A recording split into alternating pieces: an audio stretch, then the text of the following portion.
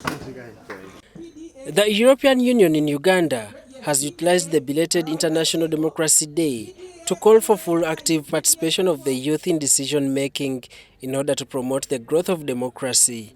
The function was held at the Swedish Ambassadors' residence in Kampala. Noise marks, Mr. Speaker. As spearheaded by the Ambassador of Sweden to Uganda, Maria Håkansson, the concerns of the ordinary people, especially the 73% who are the youth, are mostly neglected by those in elective positions. So today, we will not only have a dialogue, but we will also take on the challenging role of being decision makers on budget allocations and service delivery. James Chibirige, an investigator attached to Afrobarometer, cites how the population has lost trust in the elections due to challenges including corruption and lack of transparency. We need to find spaces for us to really do democracy and not wait for others to do democracy for us. That this democracy we want, the fairness, the equality, begins with us being equal and fair to each other.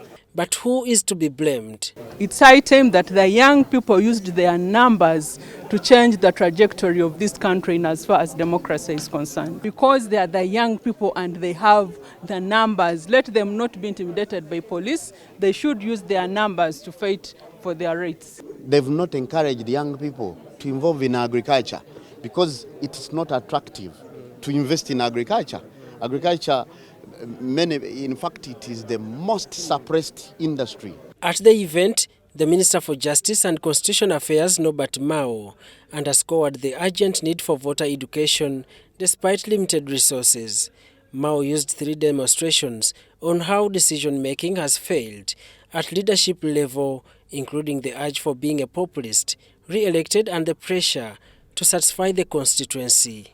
For those of us who have lost elections, we know because a defeat is a setback for you, your party, your family, your friends who have contributed to your campaign,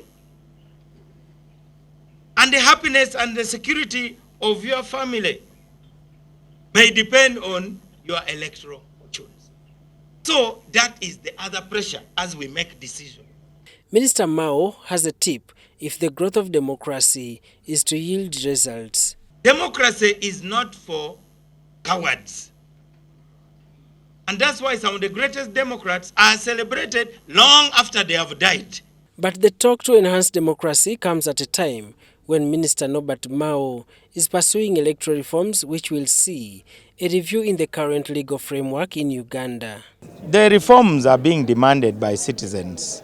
Jan Sadek, the European Union Ambassador to Uganda, has pledged EU support to youth empowerment projects in order to strengthen the capacity of the young people to promote an inclusive society. But it also requires support from other key actors. Political parties must play their part in fostering internal democracy and ensuring young leaders are supported and developed into positions with real influence and responsibility. Daniel Mugoya, UBC News.